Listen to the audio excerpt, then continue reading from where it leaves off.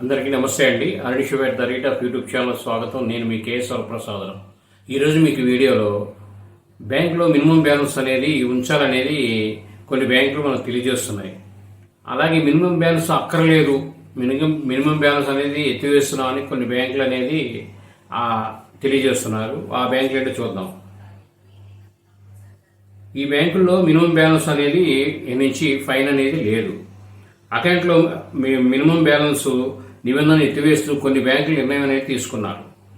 Canara bank, Punjab national bank July 1 నుంచి, bank of Baroda July 2 నుంచి, Indian bank July 7 నుంచి ఈ నిర్ణయం అనేది అమలు చేస్తున్నట్లు తెలిపారు. ఎస్బీఐ 2020లోనే మినిమం బ్యాలెన్స్ రుసుము అనేది ఎత్తివేశారు.